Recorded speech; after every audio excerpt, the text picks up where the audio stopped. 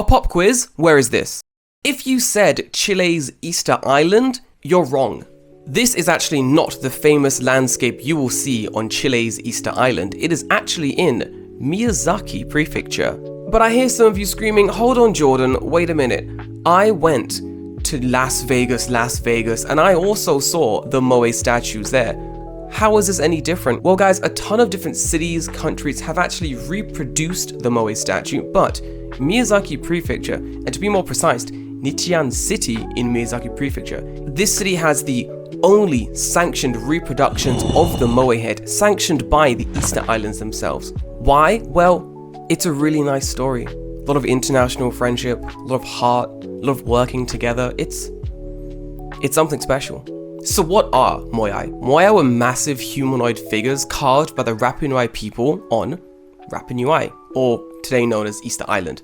The Moai were carved between the years of 12,000 and 15,000, and most actually sit near the quarry that they were carved by. Nearly half of the statues are still at Lano Raraku, which is the big quarry that all the statues were carved from. While half may still be there, hundreds of them were transported out and moved all around the island. They were placed on these massive stone slabs called Ahu. These big Ahu stone slabs were placed around the island's perimeter. The statues are sacred to the island, depicting chiefly faces or descendant ancestors. The statues stood for hundreds of years, but a lot of them were toppled during the latter half of the 19th century. Some say it's because of European intervention, others because of tribal wars in the areas, but either way, a lot of the statues did end up toppled. Because of this, the massive statues that are still standing are really dear to the people of Easter Island. These statues are also extremely heavy. Some can weigh up to 90 tons. So now you're up to date. You understand how heavy the statues are and also how important they are to the people of Easter Island. Now let's fast forward to the 1960s. In 1960, one of the most powerful earthquakes ever recorded, measuring about 9.5 on the Richter scale, struck Chile. This earthquake was absolutely massive, and the following tsunami caused insane amounts of damage. Let me explain how big this thing was.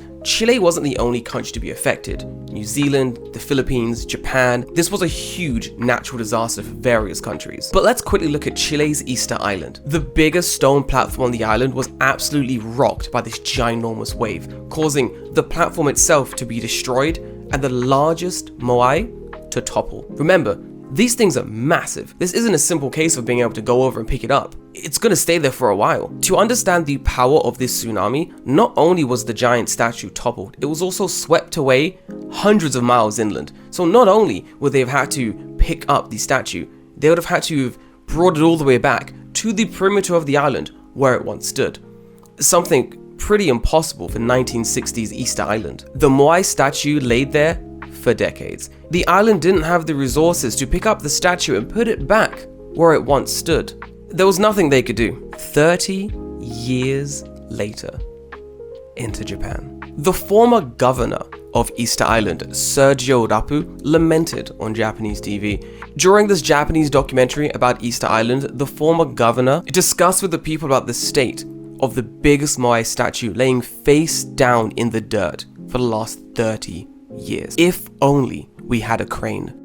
If only there was something we could do to get him back on his feet, to put him back where he once stood 30 years ago. But it was impossible. Easter Island was a poor island in the middle of the ocean. Getting a crane that can pick up 80, 90 tons of solid rock to that island would be a gargantuan task. It'll be extremely expensive. It's something that Joe Blow from down the street just couldn't do. It would take a big company. It would take government intervention or a single man working for a crane company.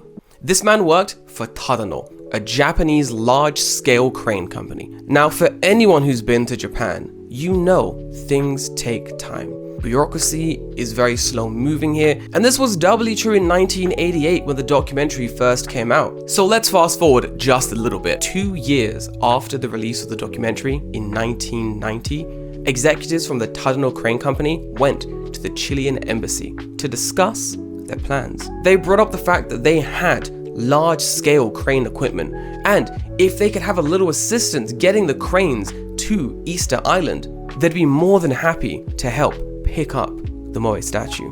Bureaucracy, yes, slow in Japan, but the Moai statues are really important to the Chilean people. You can't just say, yeah, sure, sounds good, bring your cranes over and have a go. Things had to be done carefully, slowly, with the utmost care. In 1991, the Tadano Crane Company decided they were going to build mock-ups of the Moai statues. They built a 4-meter high, 11-ton statue to test their crane's ability to pick up and maneuver Moai statues. The Tadano Crane Company also formed a survey group and a first mission and sent them out to the Easter Islands to check for damages, scout the area, and basically see if this mission could even be done. Finally, it's 1992, 4 years after the initial documentary had broadcasted on Japanese TV. The Tadano Crane Company organizes the Moai Restoration Committee in Nara Prefecture. Now it's time to get serious with a joint effort with the Chilean government. Japanese and Chilean archaeologists go to Easter Island to start doing some real surveys of the land, the fallen statues, and the best practices to get them back up on their feet. 1992 is a massive year for this effort. The first 4 years are all build up just for this year. To put it into perspective, February 1992, that is when the committee was actually formed. April is when the Japanese and Chilean archaeologists go to the island to do some massive surveys. And then August 1992, the Tadano Crane Company receives official permission to allow for the excavation of the biggest Moai statue in the area. Late 1992, with help from the Chilean Navy, a massive crane was brought over to Easter Island. This wasn't a normal crane. Look back 4 years, they were doing tests on how to perfectly pick up these Moai statues. This was a specialized crane developed by the Tadano Company to pick up Moai statues. But first things first, the ruins of Ahu Tongariki, the biggest stone slab that was destroyed by the tsunami, had to be excavated and repaired. This was no small feat. The repair started in 1992, but didn't finish until 1995. 3 solid years of excavating and repairing.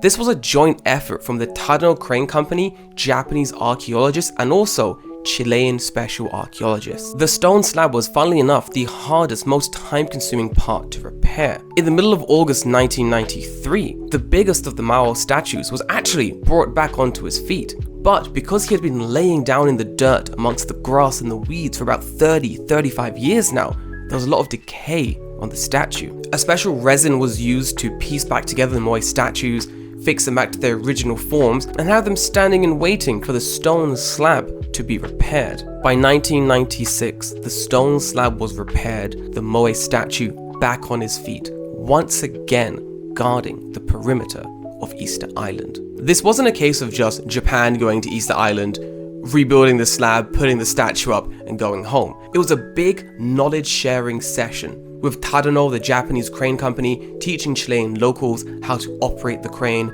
best practices, how to use it to pick up the statues safely, and of course the people of Easter Island teaching the Japanese archaeologists, the Tadano Crane Company individuals about the island's culture, how to repair the statues. It was a massive cultural and technological exchange. As a show of gratitude, the Chilean government sanctioned 7 different Moai statues to be built in Miyazaki Prefecture, Nichinan City. The Moai statues in Miyazaki are said to represent 7 different things: good health, love, leisure, marriage, a fruitful business, and of course, academics. But they also represent one more thing that most travelers, I guess, never noticed. And that's international friendship. And that's pretty cool. Guys, thank you for watching this video. Give it a like. If you want to hear more small tales from Japan, hit the like button, hit the subscribe button, and I'll see you in the next one.